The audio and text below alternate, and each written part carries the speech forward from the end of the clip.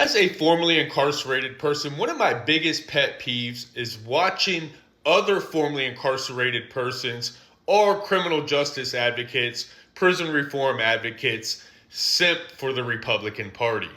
And one of their biggest arguments I always hear is that both parties suck and that the Democrats were a part of the mass incarceration and the 94 crime bill. Well, if you're going to talk about history, talk about all of it, because it started with Nixon and Reagan with the war on drugs and the 1986 Anti-Drug Abuse Act. It started with Reagan effectively making our jails and prisons the new mental health asylums because he shut down mental health facilities across the country.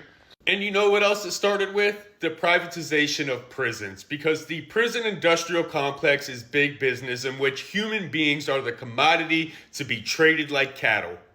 We are warehoused in prisons while judges receive kickbacks for meeting a certain quota of keeping beds filled. You know who stopped this? You know who banned the privatization of prisons? President Biden. And you know who reversed that order on his first day in office and brought back the privatization of prisons? Donald Trump. In fact, on the first day of his second term, President Donald Trump reversed 78 executive orders by former President Joe Biden, including one that eliminated Department of Justice contracts with private prisons. And with the ramping up of deportations, I guess they're going to need as many private detention centers as they can possibly get. And ICE has always been a privatized business.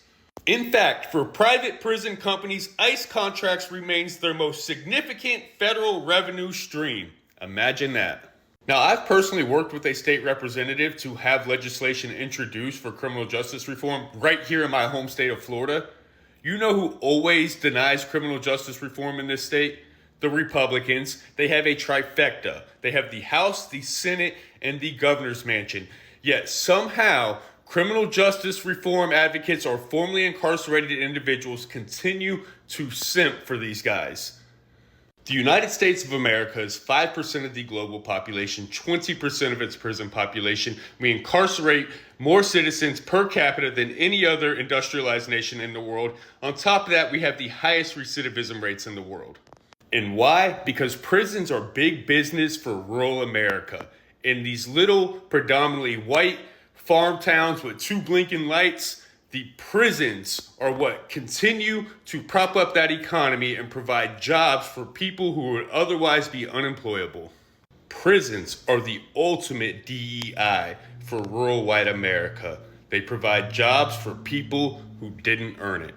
All at the expense of warehousing black and brown people and poor white.